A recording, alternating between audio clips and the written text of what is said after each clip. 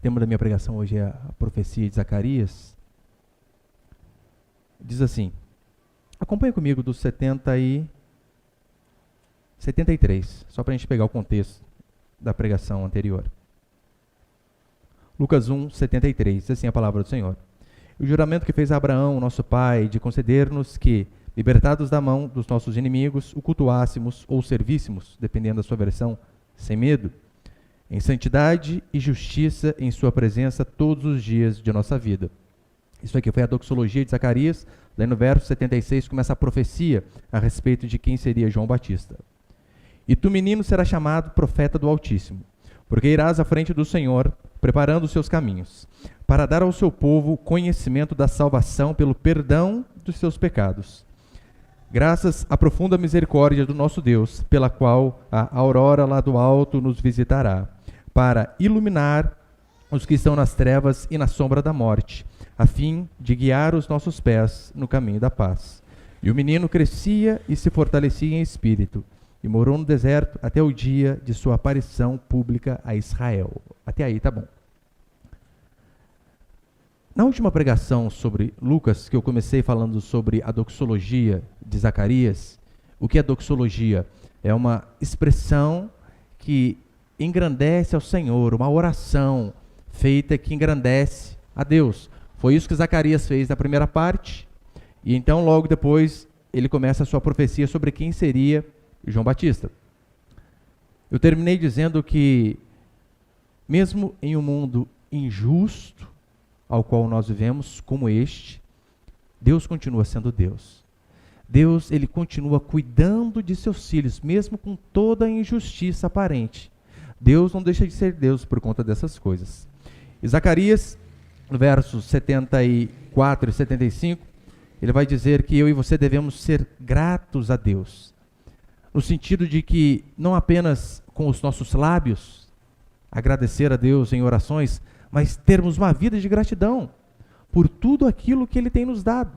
O simples fato de levantarmos pela manhã, abrirmos os olhos e podermos estar aqui esta noite cultuando a Deus, independente dos problemas que você tenha, do que você passou durante a semana, é um motivo de sobra para que eu e você sejamos gratos ao Senhor. Ele diz ainda, e nós devemos andar em santidade perante Deus. Pastor, como assim andar em santidade diante de Deus? É andar em santidade em todo lugar. Por quê? Porque não há 1 centímetro quadrado neste universo conhecido que os olhos do nosso Deus não estejam sobre ele. Então você não pode andar em santidade apenas no caminho e casa, igreja, casa, mas em todo lugar, inclusive quando ninguém está nos olhando. Santidade sempre. Ele ainda diz, todos os nossos dias devemos viver de uma forma que glorifique a Deus. É assim que o nome de Deus é exaltado. Quando nós, através da nossa profissão, seja ela qual for, seja a mãe que cuida de bebês, que cuida da casa, seja o gari que varre rua, o médico que cuida de pacientes, o que a Escritura diz é que a nossa vida ela deve ser para a glória de Deus. Tudo que fizermos, nós devemos sempre lembrar que os olhos do Senhor passam por toda a terra e estão sobre nós. E se eu e você, meu irmão, tivermos esse discernimento e assim passarmos a agir, faremos um impacto tremendo nas pessoas que estão ao nosso redor, nas pessoas que trabalham conosco, os nossos familiares, ainda que nós não fazemos para aparecer, mas quando nós entendemos que a nossa vida ela deve glorificar a Deus em tudo. Eu acho que nas últimas semanas eu falei sobre Martim Lutero, que algumas pessoas estavam se convertendo e chegavam diante de Lutero e diziam assim, Lutero, me converti, o que eu devo fazer agora? Talvez esperando ouvir, largue tudo e viva para Deus, porque essa era a conotação católica. Quem é santo de verdade? É aquele que vive para Deus, de fato, no ministério. Você conhece algum santo pai de família? Casado? Que foi um trabalhador comum? Não tem. Via de regra é alguém que largou tudo que fazia, se abdicou, né, das coisas desse mundo, o dinheiro, como São Francisco de Assis e por aí vai, e se dedicou somente à obra de Deus. Aí então Lutero, ele traz de volta o sentido da Escritura de que tudo o que nós fazemos deve glorificar o Senhor. Tudo. E então esse sapateiro chega diante dele: o que eu devo fazer, Lutero? Lutero pergunta para ele: o que você faz? Ele responde: olha, eu sou o sapateiro. Lutero retruca: então você volte para o seu trabalho, para a sua casa, e faça os melhores sapatos que puder. Se nós exercitarmos fazer isso, lá no seu trabalho, que talvez o que reina são ímpios, para tudo que é lado. Você pensou a diferença que seria a nossa sociedade? Um pintor que é cristão, ele não precisa fazer uma tela, fazer um quadro, fazer uma arte e escrever um versículo bíblico embaixo para mostrar que ele é crente. Basta apenas ele pintar da melhor maneira possível. É assim que nós glorificamos a Deus. Tem um irmão de nossa igreja, ele mexe com eletrônica e conserta celular, televisão e um monte de coisa. Ele me dizia um dia que um cara levou uma televisão caríssima para ele arrumar. Não estava pegando. Ele foi o primeiro técnico que mexeu naquela TV. E a pecinha que tinha dado problema era algo trivial, barato, 10, 15 reais. Então ele começou a fazer o procedimento e quebrou uma outra peça, que era quase o preço da TV. Ele foi o primeiro técnico que mexeu naquela TV. Coisa mais fácil do mundo é falar: amigão, não teve conserto. Tentei, não deu certo. Ou o problema está nessa peça aqui. Quem queria questioná-lo? Ninguém tinha mexido. Facinho, se desviar, pegar uma tangente ali do lado, estou livre de pagar R$ 2.500 em outra TV, talvez. Este irmão, mesmo tendo 4 filhos, e uma situação totalmente humilde, sabendo o que ele fez, foi à loja, comprou uma televisão nova. Então, quando o cara veio, ele disse: amigo, o problema da sua TV era simples, eu mexi, infelizmente danifiquei mais, mas eu comprei outra nova para você, porque eu dei prejuízo. Então está aqui a TV. Aquele cara ali, pode ter certeza, sem este irmão ter aberto a Bíblia em lugar algum, com certeza ele pensou: como pode existir pessoas assim ainda? Porque toda a nossa vida deve glorificar ao Senhor. Ele diz: devemos andar em justiça. Justiça é você não defraudar o próximo, fazer aquilo que é reto. É você, se Deus te abençoar financeiramente, o que você pode e deve orar por isso, que a nossa prosperidade não venha de crescermos em cima de outros, no sentido de tirarmos aquilo que o outro deveria ter, para que nós venhamos a ter mais. Tiago 5,2 diz: olha, as vossas riquezas estão corruptas, porque as pessoas às vezes se preocupam tanto em ter dinheiro e acabam passando por cima de princípios cristãos que nós devemos seguir. Se Deus nos abençoar, e oremos por isso, que a prosperidade venha da justiça do nosso trabalho. E com base nisso eu quero passar só alguns princípios ali, por favor, põe o primeiro. O primeiro princípio sobre a profecia de Zacarias, que eu quero me deter mais, que é do versículo 76 em diante, é o caminho da salvação. O que vai dizer a Escritura? E tu, menino, serás chamado profeta do Altíssimo, porque irás à frente do Senhor, preparando o seu caminho. Aqui em Lucas, em Mateus e em Marcos, nós vemos falar sobre este mesmo assunto. Que, na verdade, eles estão fazendo referência à profecia que foi feita lá atrás. Eu coloquei Isaías? Isaías, capítulo 40, verso 30. O profeta Isaías já tinha profetizado a respeito de João Batista. E olha o que diz: consolai o meu povo, consolai, diz o vosso Deus, confortai o coração de Jerusalém e proclamai-lhe que já se cumpriu o tempo da sua luta. Ou seja, o povo estava sendo humilhado, escravizado, passando por dificuldades. E então, Isaías se levanta em nome de Deus e diz: a luta está passando, a vitória está por vir. E ele continua: que o pecado foi perdoado e já recebeu em dobro da mão do Senhor por todos os seus pecados. E olha o verso 3. Vós que clama no deserto, preparai o caminho. Vós do que clama, preparai o caminho do Senhor no deserto, endireitai ali uma estrada para o nosso Deus. Malaquias capítulo 3, verso 1, também vai no mesmo sentido. Enviarei o meu mensageiro que preparará o caminho diante de mim. E de repente o Senhor, a quem buscais, o mensageiro da aliança, a quem desejais, virá ao seu tempo. Então, O que está acontecendo aqui, Zacarias, ele está apenas dizendo que aquilo que foi profetizado lá atrás estava se cumprindo na pessoa de João Batista. E qual que era a grande função de João? João Batista, ele veio como precursor, aquele que vem na frente, aquele que abre o caminho para alguém maior que vem atrás. Esta foi a função de João Batista, foi para isso que Deus o escolheu. Diante disso, de João Batista vir preparar o caminho, eu e você devemos fazer pelo menos duas perguntas. Qual é o caminho da salvação que João Batista veio preparar? Qual é esse caminho? Segundo, os pregadores de hoje, eles estão agindo como João agiu, preparando o caminho da forma correta, assim como João preparou, porque eu e você sabemos, o nosso destino, o destino daqueles que se convertem, daqueles que entregam a vida a Deus, ele é certo. O que a Escritura diz que um dia o Senhor virá e enxugará dos nossos olhos toda lágrima, que toda dor desse mundo vai passar. Esta é a promessa do Senhor para mim e para você. O destino existe e é eficaz. A questão é, nós temos indicado o caminho correto, assim como João fez? O que a Bíblia nos promete, fazendo uma analogia, é um oásis no final do deserto. No final do deserto. Mas se eu e você não guiarmos as pessoas pelo caminho correto, elas vão passar no deserto uma vida toda e morrerão ali, sem desfrutar deste oásis. E como que João Batista, ele foi um instrumento de salvação na mão de Deus? Percebeu como foi a pregação dele ao longo do seu ministério? João Batista pregava da seguinte forma: aleluia, Deus é contigo, Deus é amor, nenhum mal vai te acontecer.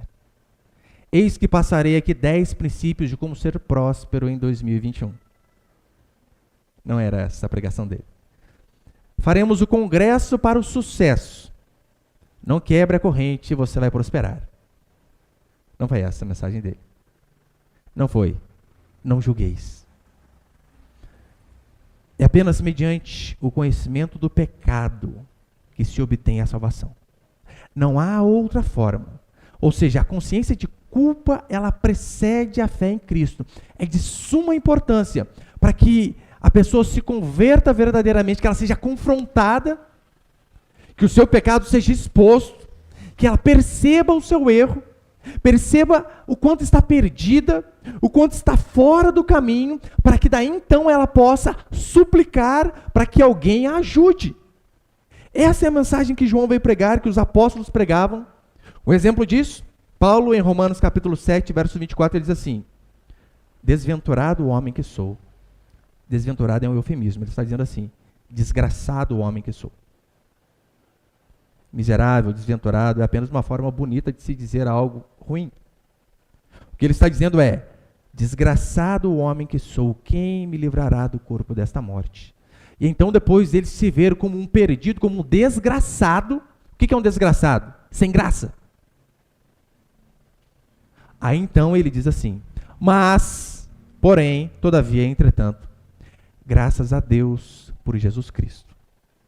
Mas antes dele dar graças a Deus, ele primeiro precisou se ver como um desgraçado. Os falsos profetas da época de Jeremias, eles estavam gerando fé nas pessoas. Só que o problema era a fé que eles estavam gerando, era uma fé errada.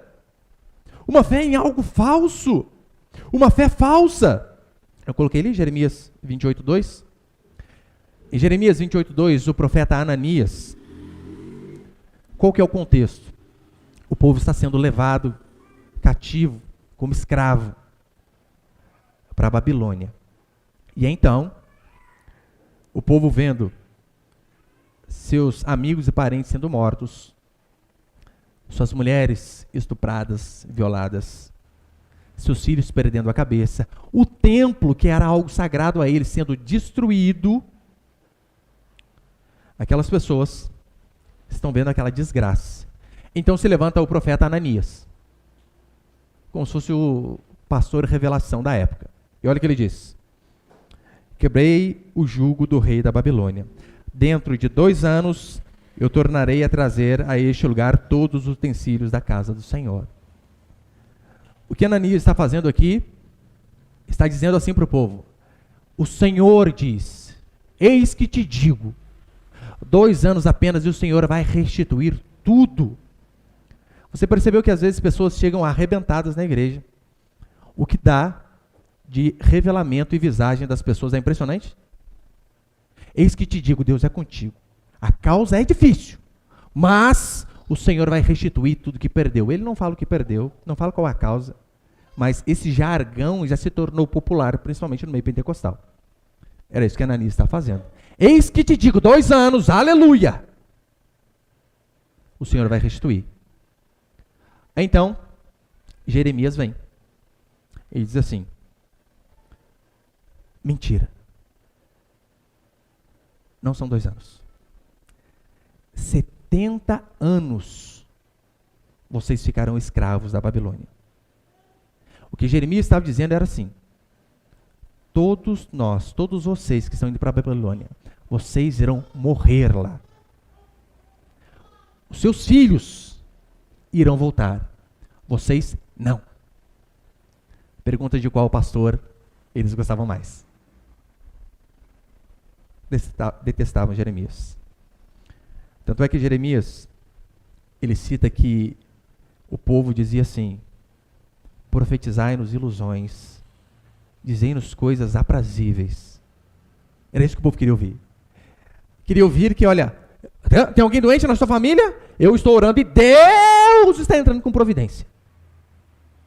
Eu declaro a cura, pode ir lá. Daí a pessoa vai, o parente falece. O que ela faz? Ela sai da igreja. Por quê? Porque Deus não cumpriu a palavra. Só que não foi Deus. Foi o falso profeta que não falou da parte do Senhor. Jeremias, ele diz assim, Jeremias 6,14. Esses homens, eles curam superficialmente a ferida do meu povo, dizendo, paz, paz, quando não há paz. Este é o falso profeta. Ele traz um alívio temporário. Porque essas pessoas ouviram, 2 anos, vamos passar apertado, mas já já voltaremos. Era um paliativo. É tão sério que em Deuteronômio, capítulo 18, vai dizer que o falso profeta não é apenas aquele que fala em nome de outros deuses, mas aquele que fala o que Deus não mandou dizer. Assim diz a Escritura. Aquele que profetizar em nome de outros deuses morrerá. Mas aquele que falar o que Deus não mandou dizer, este também deve ser morto. Por isso, o dia que chegar um profetinha para você com esses revelamentos aí, você diz para ele, amém. Podemos orar aqui que se for mentira de você, que você morra agora com um infarto fulminante para você não sofrer muito? Eu duvido que ele deixe você orar. Qual era a mensagem de João Batista? Era apenas uma. Arrependei-vos, porque está próximo o reino dos céus. Demonstrem frutos dignos de arrependimento. Vocês precisam ter seus pecados perdoados. E qual foi a forma dele levar essa mensagem para o povo? Mostrando o pecado, não há outra maneira. Como você vai falar para a pessoa tomar um remédio, mostrar que ela precisa de uma medicação, sendo que antes você não tem um raio-x mostrando que ela está totalmente deteriorada por dentro? É de suma importância. E o raio-x, para que a pessoa precise, que ela consiga perceber que ela necessita da salvação, é pregarmos a lei, é pregarmos o pecado, para que ela então se veja como perdida. Foi isso que ele fez. Lembra? Chegou alguns soldados diante de João Batista no capítulo 3. E nós, o que faremos? Ele diz, contentai-vos com o vosso soldo, não defraudeis a ninguém. Os publicanos chegam diante dele e ele diz, não cobreis mais que o estipulado. Ele está dizendo, vocês são uns políticos corruptos, safados, sem vergonha. Vocês precisam cobrar o imposto, claro, para que a cidade se mantenha. Só que vocês estão cobrando muito, cobrem menos. Lembra o que João Batista disse para Herodes, que estava tendo um caso com a mulher de seu irmão? Deus é contigo, aleluia. Não julgueis. Quem sou eu para julgar você? Foi isso? Não. Este homem de coragem, ele aponta o dedo para Herodes e diz, não te é lícito possuir a mulher de teu irmão. Consequência, perdeu a cabeça. Mas Herodes, ele teve a oportunidade de rasgar o seu coração, abandonar o seu erro e mudar. Ele preferiu rasgar de fato a cabeça de João. Nós temos essa oportunidade constantemente. Somos confrontados através da pregação, através da escritura, através da consciência, que não precisa ter um pastor pregando para você saber o que é certo e o que é errado. Você sabe. Que às vezes você está ali, você está na dúvida, da via de regra, o que você faz? Você pergunta para outra pessoa, que às vezes também não é tão muito crente, né? Fulano, você acha que tal coisa é errada? Se o fulano diz, eu acho que não, é o álibi que você queria. Opa, vamos fazer. Herodes teve a oportunidade, mas preferiu, junto com o seu pecado ou com a sua mãe, de rasgar a cabeça de João Batista. Este é o caminho para que uma igreja possa ser salva de verdade. Se ver como perdida. O maior bem que um pastor pode fazer à congregação não é visitar os membros toda semana para tomar café. Ainda que façamos isso, e faço mesmo, me convida que eu vou, e se não convidar, sabe que eu vou do mesmo jeito, né? Isso é importante. Mas o maior benefício que um pastor pode fazer para a sua congregação é ele ser fiel à pregação do Evangelho. É ele, em amor, confrontar o erro, para que a pessoa possa ter a possibilidade de mudar. É pregar sobre as terríveis consequências do pecado, para que você possa ter temor e saber, não, isso daqui gera consequência. Este é o maior benefício que nós podemos fazer, é em nome de Deus dizer, arrependa-se e mostre frutos de arrependimento. E vou deixar bem claro, o arrependimento não é apenas quando você chora, arrependimento é quando você muda. Não adianta você estar no culto e você chora rios de lágrimas. Vai para sua casa segunda-feira e faz exatamente a mesma coisa que você fazia. Não houve arrependimento. No máximo que houve foi um remorso momentâneo, apenas isto. Agora, se em amor nós falamos, você que é escravo do pecado, você precisa mudar. Você que é escravo do vício, você precisa lutar e abandoná-lo. Você precisa pegar mais firme com Deus. Você precisa não faltar aos cultos. Como pode? 2 cultos por semana e você acha muito? Você almoça 2 vezes por semana? Eu tenho certeza que não. Todo dia.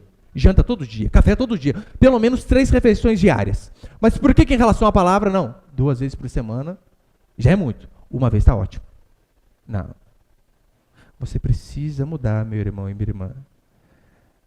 Eu não vim aqui prometer para você o que Deus não prometeu. Eu vim apenas fazer como João Batista. Replicar aquilo que os homens de Deus do passado disseram. O falso profeta não é o que rouba. Este nem profeta é. O falso profeta é aquele que, em nome de Deus, promete para você aquilo que Deus não prometeu. Este é o falso. Além do mais, Provérbios 27 diz assim, leais são as feridas feitas pelo que ama, porém os beijos de quem odeia são enganosos. Provérbios 27 vai dizer que leais são as feridas feitas pelo que ama, porém os beijos de quem odeia são enganosos. Então prefira um pastor como João Batista, que às vezes desce quadrado, que às vezes você sai daqui bravo. Quantas vezes eu ia à igreja e o pastor começava a falar algumas coisas, porque eu morei vários anos com a minha esposa, sem estar casado, né? Era minha namorada ainda. Já tinha filho e tudo mais. Eu começava a ouvir, você que está amaziado, morando junto, você está em pecado, se Jesus voltar, você vai para o inferno. Uma cadeira, parecia que tinha espinha. Quem é ele? E toda vez eu saía do culto decidido, eu nunca mais volto a essa igreja. Domingo estava lá de novo. Era Deus dando direção de como nós devíamos mudar. Antes das boas novas da salvação, profetas como João Batista devem mostrar que o homem está perdido, porque o conhecimento da salvação, ele só vem depois que a pessoa se viu como perdida. Então, não se iluda com o movimento cristão crescendo a cada dia. Segundo o IBGE, o cristianismo, o número de cristãos tem crescido substancialmente. Mas você percebeu que junto com o crescimento do número de crentes, a imoralidade tem crescido, o divórcio tem crescido, a escravidão da pornografia tem crescido. Mas calma aí, se nós somos o sal da terra e, segundo essas fontes, os cristãos estão aumentando em número, o certo era a podridão diminuir. Mas não. Por quê? Porque o que tem avançado e crescido é um falso cristianismo. São pessoas que às vezes ouviram uma pregação emotiva de um pastor que pregou tudo menos o evangelho, mas no final ele lembrou de fazer um pedido, dizendo assim: você que quer aceitar Jesus, vem à frente que eu vou fazer uma oração para você. Meu irmão, quem que não quer? Às vezes ele prometeu: se você aceitar Jesus, sua vida financeira vai mudar, seu marido vai voltar, os problemas da sua família vão se acabar. A tendência é as pessoas dizer: calma aí, tem dois? Se tiver dois, eu prefiro dois. E então essas pessoas acham que são crentes, mas não são coisa nenhuma. A função de quem prepara o caminho da salvação é levar as pessoas a se verem como pecadoras. É só assim que as pessoas são salvas. Elas não vão ser salvas cantando louvores do tipo: você é espelho que reflete a imagem do Senhor. É uma besteira. Você acredita que isso é raridade, irmão? Você não é. Eu não tô desanimando você não, tá? Porque você não é raridade. Você olha lá, se eu não me engano, essa música tem quase 5 milhões de visualizações. 100? 100 milhões de visualizações? 100 milhões de pessoas se achando que é raridade. Se 100 milhões são raros, não tem gente rara. Só que você é alimentado com essas coisas aí, né? Quem me viu passar na prova e não me ajudou. Minha vitória tem sabor de mel. Esses são os crentes. Os pseudos crentes. Que têm sido formados em muitas igrejas hoje. Você precisa ouvir constantemente: abandone o seu pecado. Lute contra o seu vício. Abandone a idolatria. A escravidão da internet.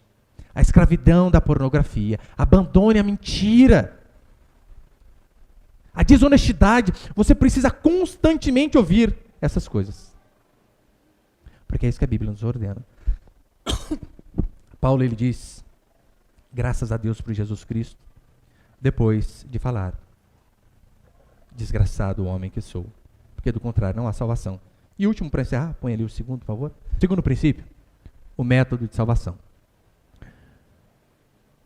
O nosso pecado, a Escritura diz que ele precisa ser redimido. O que é redimido? Perdoado. Todos nós nascemos com uma dívida enorme no cheque especial. Nascemos no negativo. Para você entender melhor. E ainda que você faça inúmeras boas obras durante a sua vida terrena, você jamais vai conseguir quitar este negativo. Você precisa de alguém que quite a sua dívida. Este é o método de ser salvo. Tem um livro fabuloso, eu desafio você a não passar por essa vida sem lê-lo. Chama O Peregrino, de John Bunyan. É um dos maiores clássicos da literatura. Tem filme também, mas o filme é bem sintetizado, bem resumido. Eu desafio você a pegar o livro e ler, até mesmo por conta da literatura maravilhosa. O Peregrino, de John Bunyan. O resumo da ópera é o seguinte: Cristão é o nome da personagem principal. Cristão, ele está na cidade da destruição. E ele então está saindo da cidade da destruição, porque ela será destruída, óbvio. E ele tem uma longa jornada durante a vida até chegar a Jerusalém celestial. Fazendo uma analogia à nossa vida. Essa é a vida do cristão, né? Tanto é que as personagens que ele vai encontrando, a arrogância, e várias, né? Não é o nome da pessoa. Encontrou a arrogância. Eu encontrei a soberba lá no Vale da Sombra da Morte. Fabuloso, fabuloso livro. Então o cristão, ele sai da cidade de destruição, só que ele sai com uma mochila muito pesada nas costas. E aquilo atrapalha andar, porque o lado que ele vai é aquela mochila pesada. Aquela mochila representa o fardo do pecado. E então ele caminhando durante muito tempo, até que um dia ele chega diante de uma cruz. E então ele entende que Jesus Cristo pode libertá-lo do fardo do pecado. Ele se prostra diante da cruz e então o milagre acontece, o fardo some. E então ele continua a sua caminhada junto com seus companheiros, fiel e outros ali. Esta é a história do ser humano. O ser humano, ele nasce com um fardo enorme nas costas chamado pecado. Enquanto ele não tem um encontro com Jesus Cristo, ele vai sempre carregar este peso. Ele precisa ser liberto. E só Jesus Cristo pode tirar esse fardo das nossas casas, das nossas costas. Apenas Ele, mais ninguém. Algo que nós não podemos fazer por nós mesmos. Você não pode pagar pelos seus pecados. Você não paga más obras com boas obras. Não é assim que funciona na contabilidade de Deus, nem na contabilidade do homem. Imagina que você mate uma pessoa, cometeu um homicídio, e então você ainda, ninguém sabe, você é um bombeiro, você está trabalhando e tem uma pessoa se afogando, você vai e salva essa pessoa. Só que depois as pessoas descobrem que você tinha cometido um homicídio e você é julgado. Imagina você diante do juiz dizer assim: é verdade, senhor juiz, eu errei. Eu matei aquela pessoa, eu estava de cabeça quente, eu agi de uma forma irresponsável. Todavia, ontem eu salvei um. Não pode deixar ali elas por elas? O que esse juiz vai falar para você? Obrigado, você salvou essa pessoa. Deus te recompense. 15 anos de cadeia. Nós não podemos pagar as nossas boas obras, as nossas más obras com boas obras. Nós necessitamos que alguém pague o preço dos nossos pecados. É este o método de ser salvo. É reconhecer que não é algo em você. E isto anula toda a presunção de virtude humana. Porque é isso que muitas pessoas se apegam. Em sua virtude, em seu currículo gospel, naquilo que fizeram. Ah, eu larguei o meu serviço e fui ser missionário durante 2 anos em tal lugar. Ah, eu larguei esse serviço para me dedicar integralmente à obra. Se Deus mandou, você só fez a sua obrigação de obedecer. Mas ainda assim, você não é salvo por essas coisas que você faz, mas por aquilo que Cristo fez. Isso refuta todos os que buscam barganhar com Deus. Porque muitos deles querem fazer isso, eles querem fazer uma troca. Deus, eu dou o cesta básica, o Senhor me dá o céu. Eu ajudo o próximo, o Senhor não deixa eu para o inferno. Eles pensam que a vida é uma troca. Note bem, a salvação, ela é apenas mediante o perdão dos nossos pecados. Não há cúmulo de mérito, de forma alguma. Eu coloquei ali o Salmo 32. O Salmo 32, verso 1. Bem-aventurado aquele cuja transgressão é perdoada e cujo pecado é coberto. Bem-aventurado, feliz. Quem é o feliz de verdade? Aquele cuja transgressão é perdoada e cujo pecado é coberto. Salmo 130, verso 4. Mas o perdão está contigo, com Deus. O perdão está contigo para que sejas temido. E quem tem este perdão? Apenas o Senhor. Só Ele. Não tem nada a ver com a nossa meritocracia. Este é o caminho da salvação, tanto no Antigo como no Novo Testamento. Não há duas formas de ser salvo. Este é o problema de muitos cristãos. Eles pensam que os cristãos da Antiga Aliança, eles eram salvos por meio das coisas que faziam, pelas obras. E agora, na graça, nós somos salvos por aquilo que Cristo fez. Não, isso é um engano. Tanto no Antigo como no Novo Testamento, a salvação é apenas de uma forma, mediante a fé no Cordeiro. Qual a diferença básica? A posição do tempo a qual nós estamos. Aqueles homens da Antiga Aliança, eles estavam para trás do nascimento do Messias. Então, a salvação deles era mediante a fé no Messias que viria. Então, eles olhavam para frente e viam que aqueles cordeirinhos que eram mortos diariamente no templo, um dia aquele sacrifício cessaria, porque o Cordeiro de Deus viria e pagaria o preço dos nossos pecados de uma vez por todas. Então eles imolavam aqueles cordeiros dizendo: Deus, eu creio que um dia o Cordeiro de Deus virá, e então Ele pagará o preço da minha dívida. E estes que morreram nesta fé, sem ter visto a Jesus Cristo, foram salvos. Nós estamos à frente do tempo. Nós olhamos para o Messias que veio. E a nossa salvação é olhar para trás e dizer: eu creio que há 2000 anos atrás, quando o Cordeiro de Deus foi morto na cruz, o seu sangue foi vertido, Ele pagou o preço pelo meu pecado. Lembra quando Jesus sai do Jordão após ser batizado? Que João Batista diz? Este aí é o Cordeiro de Deus que tira o pecado do mundo.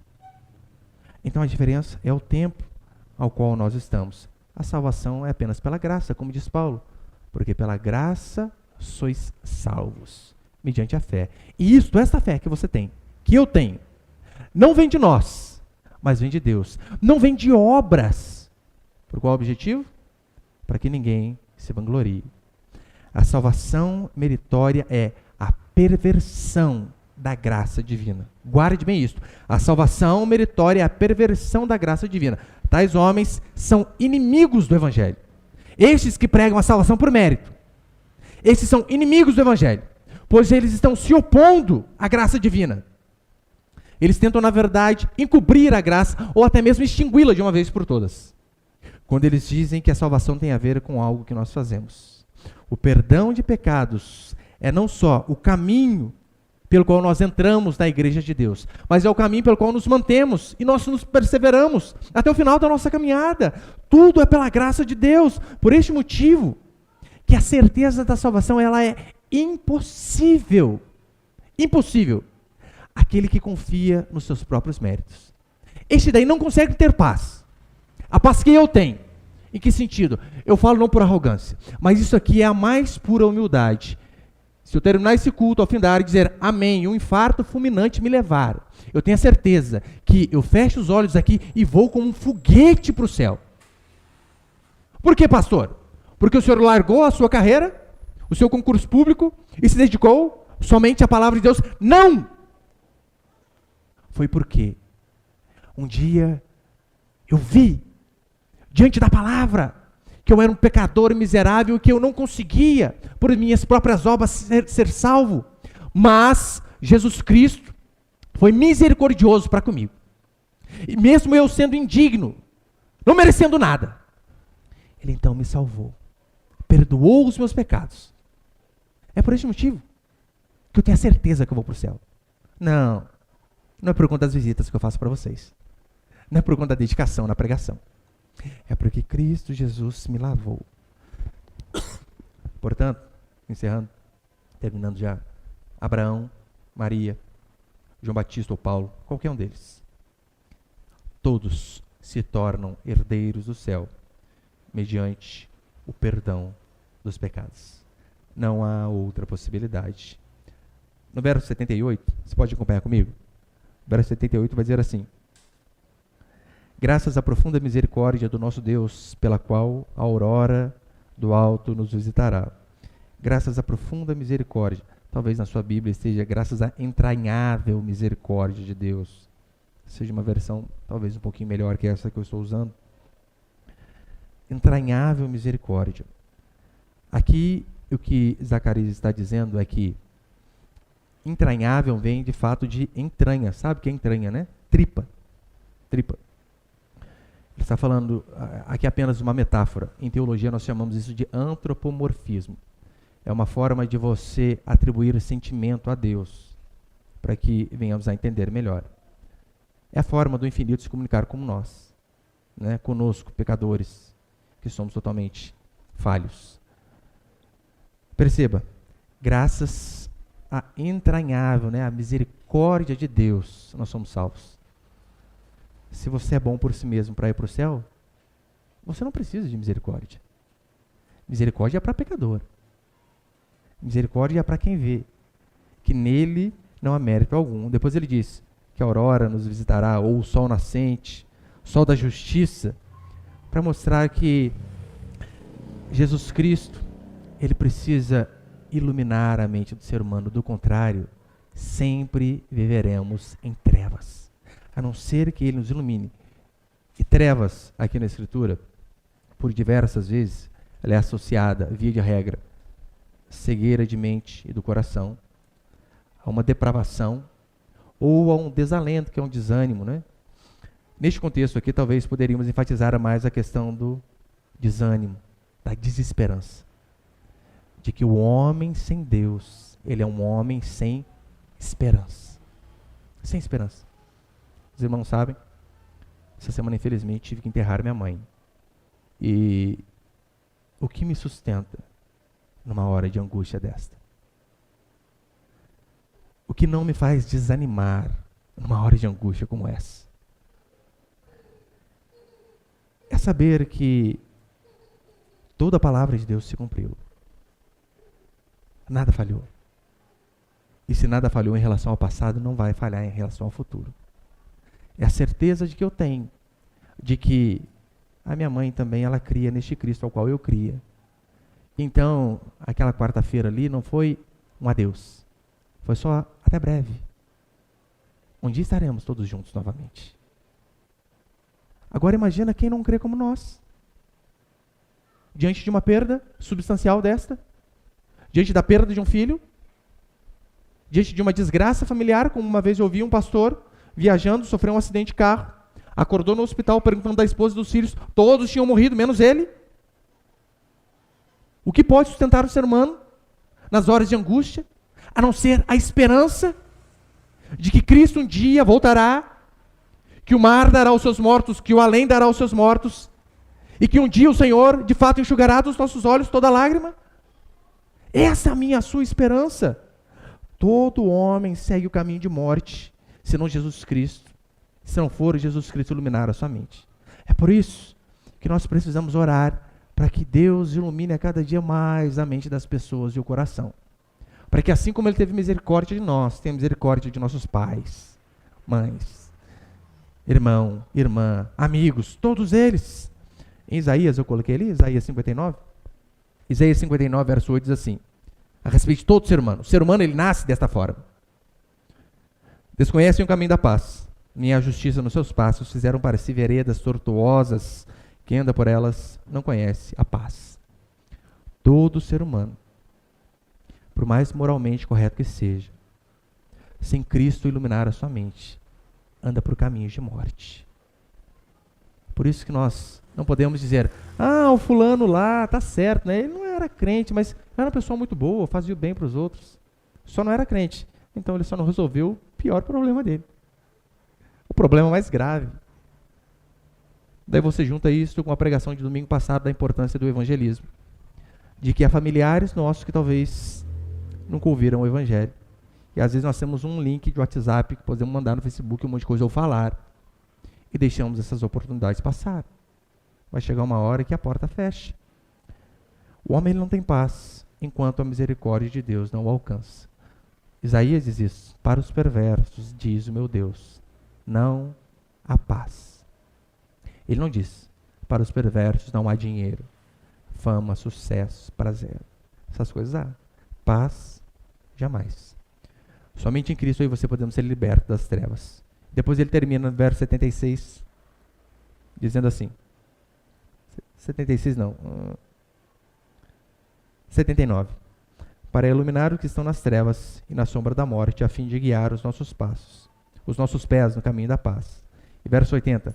E o menino crescia e se fortalecia em espírito, e morou no deserto até o dia da sua aparição pública a Israel. O menino crescia e se fortalecia no espírito. João Batista ele veio para ser luz na vida das pessoas. Comunicar o conhecimento da salvação e o conhecimento de Deus. Eu acho que essa é a mais nobre aspiração que nós deveríamos ter para com os nossos filhos. Independente da profissão ao qual eles venham a ter. Mas que eles sejam canais de bênçãos em outras vidas. Que eles sejam luz para iluminar as pessoas que estão nas trevas, seja na escola, seja no trabalho, seja na família. É interessante que termina dizendo assim, né? Ele crescia e se fortalecia no espírito. As nossas crianças precisam crescer, assim como João. Mas crescer no espírito, em que sentido? Crescer no conhecimento de Deus. É um absurdo. Crianças de 8, 10, 12, 15 anos ficarem o dia inteiro pendurados no celular. Você acha que eles estão crescendo no espírito, como a Escritura nos ordena? Claro que não. Eu não estou dizendo que eles não podem ter esse período. Devem ter. Os meus também têm. Mas que os nossos filhos, eles cresçam também no conhecimento da palavra. Que nós venhamos a ter discernimento para colocá-los, para aprender coisas produtivas. Aprender o evangelho. Eu sei que você pode pensar, pastor, mas é difícil. Você já viu quando de senha de joguinho que seu filho guarda na cabeça? Ah, tá jogando Among Us, a carta aqui, fiz isso, fiz aquilo, não sei o que, peguei a senha tal, ganhei do... Esse dia meu filho estava ligando para mim um joguinho lá. Hã? O de 10 anos. Eu buguei. Minha mente não acompanhou, não. Nossa. Eu tô velho, gente. Eles são esponjas. Por que nós não os direcionamos para aprender algo produtivo? Põe-o para ouvir uma pregação. Fala, anote o que você entendeu, me explique depois. É uma forma de você enfiar o evangelho na cabeça do seu filho. Põe-o para assistir um bom documentário. Daí fica o dia inteiro assistindo Bob Esponja, calça quadrada. O que tem de cultura num treco desse, gente? Nada. Põe-o para aprender um instrumento ou coisas do tipo. Que nós venhamos fazer os nossos filhos não crescerem com uma massa de manobra que a maioria tem crescido. E você sabe, a maioria das crianças e adolescentes que existem hoje são apenas bovinos, massa de manobra de pessoas que são perversas. Que nós venhamos a ensinar diferente. E diz que João Batista crescia e se fortalecia, porque quando nós crescemos no Senhor, o Senhor também vai nos fortalecendo a cada dia. Então, diante do momento de angústia, de tristeza, sim, nós conseguiremos suportar o dia mau, porque fomos fortalecidos constantemente nos cultos, nas reuniões de pequeno grupo, ouvindo em casa, lendo a palavra. É isso que fortalece a mim e a você. Amém, meus irmãos?